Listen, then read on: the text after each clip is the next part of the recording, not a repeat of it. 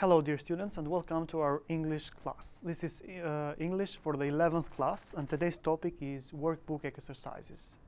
We are going to deal with exercises related to the ing form and the infinitives. Also we are going to deal with a word formation exercise and an open-close exercise. Let's start. In this exercise we are going to use the infinitive or the ing form, but before doing that we are going to underline or find the word that tells us which form to use, the to infinitive, the bare infinitive, or the ing form. The first one is done. Chris refuses to eat any fried food. We use the to infinitive because we have the verb refuse. We say refuse to. Let's look at the second example. Can you telling Coach Sanders that I'll be late for practice tomorrow? So we have the modal can, and we say, can you tell? We use the bare infinitive. The third sentence, this week our basketball coach is making us to practice 2 extra hours every day. We have the verb make, and we use the bare infinitive. Make us practice. Number 4, do you think you are fit enough competing or to compete in the race? We have the word enough. We say, do you think you are fit enough to compete? We use the to infinitive. Sentence number 5, I can't help feeling or feel that the umpire's ruling was unfair. We have the phrase can't help, and we use the ing form with this phrase, I can't help feeling. Sentence number 6, in addition to going to the gym every morning, Ethan jogs for 2 hours in the afternoons. In this sentence we have the phrase in addition to, and we use the ing form, in addition to going to the gym. Sentence number 7, they were seen the building in a hurry. They were seen to leave the building in a hurry. Sentence number 8, why didn't they let your team to compete in the state championships? We have the verb let, and with the verb let we use the bare infinitive. Let your team compete. 9, it was very kind of the Millers to donate all the money for the team's uniforms. We have the adjective, kind. It was very kind to donate. And the last sentence, would you mind not to talk so loudly? I'm trying to watch the game. Here we have the verb mind when we use the ing form. Would you mind not talking so loudly? Okay, in this exercise, we are going to rephrase the following sentences using the correct form of the infinitive. So we are going to use the present or the past infinitive, depending on the sentence that we have here. The first example is already done. I'm sure Janet is working right now, so we have the present continuous verb here, is working. Janet must be working right now. So we use present continuous infinitive, must be working. The second sentence, hopefully I will get my new bicycle tomorrow. So the verb is will get. I expect, we use the to infinitive. I expect to get my new bicycle tomorrow, and we use the present simple infinitive. I expect to get. The third sentence, it looks like the children are having fun snow tubing down the slope. The verb is are having fun. It's a present continuous verb. And here we need to use the present continuous infinitive. The children seem to be having fun snow tubing down the slope. To be having is a present continuous infinitive. Sentence number 4. William was said that he was forced to leave the team after his injury. So we have the verb was, and here was forced. So we have past infinitives. And we say William was said to have been forced to leave the team after his injury. Number 5.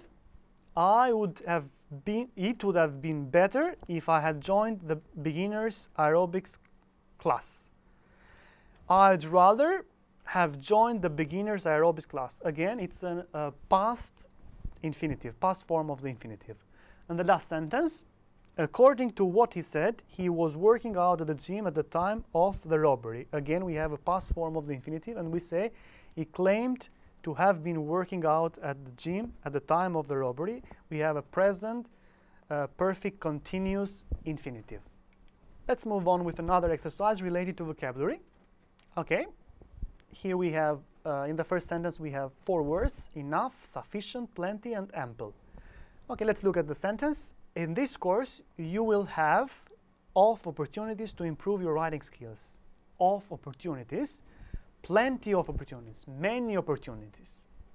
Secondly, we have 4 words again: replace, renew, return, renovate. So 4 different verbs. Let's look at the sentence. He had to his mobile phone after he spilled some water on it. He had to replace his mobile phone because he had spilled some water on it. Number 3, we have again some verbs: drop, bump, slip, and slide. Be careful on the ice, you might and fall. So it means you might slip and fall. Number 4, there are some other words. Again, verbs: conflicting, battling, fighting, and competing. These days, small businesses are having difficulty with larger companies, are having difficulty competing with larger companies. Number 5, we have genuine, valid, true, credible. So we have some adjectives. So your passport has expired, so I'm afraid it's no longer, we said valid. Valid for 6 months, for example. Number 6, we have trace, beauty, grace, and charm. And we say she moved with the grace of a trained ballet dancer. Last, we have career, employment, work, and occupation. Andrea has shown much interest in social work, in a career in social work. Let's move on with another exercise related to word formation. So here we have a text and there are some gaps in the text. The text is entitled water. We are going to use the words in capital here, or the base words, and to form other words here in the text. Let's look at the first. So the key word here, or the base word, is composed. The composition. So from a verb we are forming a noun. The composition of the human body is roughly 60% water. This means that drinking plenty of fluids is, so we need an adjective here, is, so we have the word is essence, so we make an adjective: essential. Is essential for our well-being. If we don't consume enough liquid, we start to suffer from dehydration, beginning with headaches, and we need a noun here. So we have tired as an adjective. We said tiredness. Next paragraph. During exercise, the importance of drinking water increases still further. When we work out, we lose fluid through sweat, which reduces blood flow. So we have which, and reduce is a verb, so it means we need an adverb here, which dramatically reduces blood flow and puts a strain on the body. Okay, number 4, we have shows that fluid loss, so we need a noun here. We have search.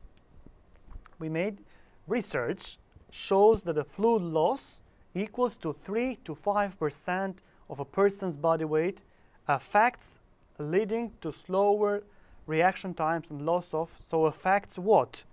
Affects from performance, and times and loss of, again we need a noun, concentrate, to concentration. Even when you are not exercising, you still need to keep up your fluid intake. The from expert is that, so again we need a noun. The recommend, we have a verb, so the recommendation from the expert is that to maintain a healthy lifestyle, we should be drinking between 6 and 8 glasses of liquid a day. This doesn't just have to be water, of drinks. So we have various as an adjective. We need a noun. A variety of drinks, including tea, coffee, and fruit juice, could also help us to stay hydrated. The last exercise is an open-close exercise. So we need to fill in the gaps with appropriate words, with only one appropriate words. What we do in this type of exercise is we look before and after the gap for expressions, prepositional phrases, etc. The text is entitled Yoga. Yoga is a form of physical exercise which is spread to. So we say spread to. So this is the key word, spread to the West in the late 19th and early 20th century. Yoga may inspire images in your mind of people who can put feet behind their ears. So let's look at these words, put and feet. So feet is in plural, which means both feet behind their ears. For those of us who can't even touch our toes, one look, such a thing, can just cause despair. So let's look at the verb look here. We say one look at such a thing. Next, yoga can keep an individual strong and flexible, and there also huge benefits for people. So let's look at again at the word there, and also the plurals of benefits. And there are also huge benefits for people who want to start this discipline later in life. There is plenty of evidence that it can help the body to fight the challenges of aging. So let's look at the word challenge of.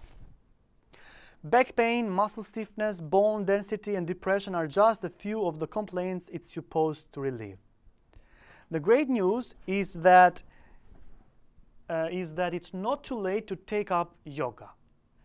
Matter how unfit or how, let's look at the word matter, we say no matter. No matter how unfit or how old you are, it can help to improve your physical condition.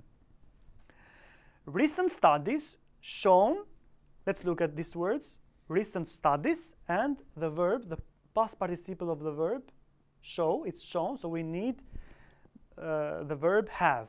Recent studies have shown that yoga can straighten our backs and strengthen our bones.